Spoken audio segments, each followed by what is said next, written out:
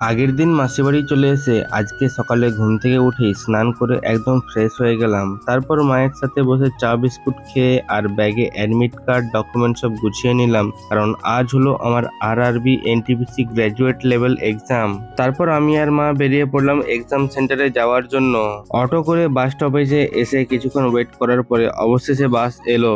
বাসে উঠে প্রায় 1.5 ঘন্টা জার্নি করার পরে সরাসরি পৌঁছে গেলাম ডিমনাম মোড়, আর সেখান থেকে আবার অটো নিয়ে সোজা চলে আসলাম আমার exam centre TCS ION digital zone. তারপর রিপোর্টিং টাইমে এন্ট্রি হতেই ভেতরে ঢুকে গিয়ে প্রায় 1.5 ঘন্টার মতো এক্সাম দিয়ে আবার বেরিয়ে আসলাম। এক্সপেকটেশনের মতো না হলেও মোটামুটি ভালোই হয়েছে এক্সাম। এরপর অটো করে চলে এলাম মানগো বাস স্ট্যান্ড, আর সেখানে বসেই জমিয়ে লাঞ্চটা করে নিলাম। তারপর বিকেল 4টা বাজতেই বাস আবার চলে আসলো এবং আমরা বাসে উঠে পড়লাম এবং যথারীতি সঠিক টাইমে আমাদের বাস ছেড়ে দিল চাকুলিয়ার উদ্দেশ্যে। তো চলো এবার আমি বাড়ির দিকে রওনা দিই। আর তোমরা কে কে এই এক্সামটা দিতে গেছিলে এবং তোমাদের সিট কোথায় পড়েছিল কমেন্টে অবশ্যই জানিও।